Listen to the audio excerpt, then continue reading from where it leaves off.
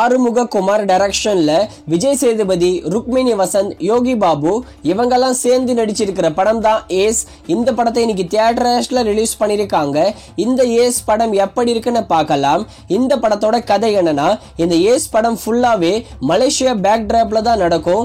நம்ம hero Vijay சேதுபதியும் hero Rukmini வசந்தும் ஒரு villain gang கிட்ட மாட்டிக்கிறாங்க.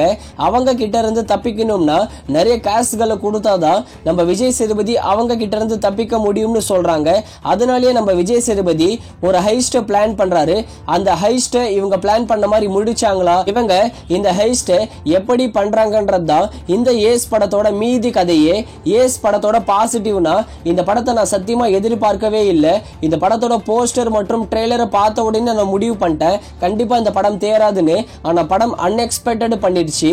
படத்தோட ஃபர்ஸ்ட் ஆஃப் டீசென்ட்டா போச்சு, எங்கேயுமே போர் அடிக்கல, காமெடி எல்லாம் நல்லாவே இருந்தது. விஜய் சேதுபதிக்கும் ருக்மிணி வசந்துக்கான அந்த கெமிஸ்ட்ரி நல்லாவே ஒர்க் அவுட் ஆகியிருந்தது. அப்படியே செகண்ட் ஹாஃப் செம்ம என்கேஜிங்கா கொண்டு போயிட்டாங்க. செகண்ட் ஹாஃப்ல சுத்தமா போர் அடிக்கவே இல்லை.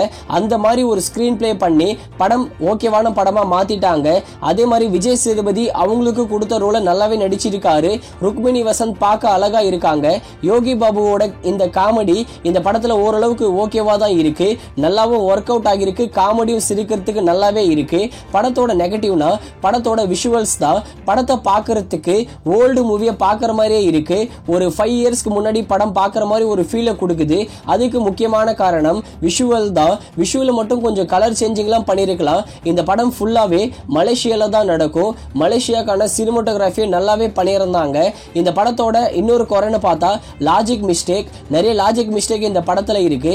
அதெல்லாம் நீங்க கவனிக்கலனா கண்டிப்பா ஒரு ஓகேவான படமா இருக்கும். அதே மாதிரி சாங்ஸ் மற்றும் பிஜிஎம் படத்துக்கு ஏத்த மாதிரி டீசென்ட்டா இருக்கு. ஃபைனலா இந்த ஏஸ் படத்துக்கு நாங்க தர ரேட்டிங் 5க்கு 3 கொடுக்கலாம். அதுக்கு ஏத்த படம் தான் இந்த ஏஸ். இந்த படத்தை தியேட்டர்ல பாருங்க, கண்டிப்பா டிசப்பாயின்மெண்ட் பண்ணாது. ஒரு என்டர்டெய்னிங்கான மூவியை பார்த்த ஃபீல் தான் கொடுக்கும்.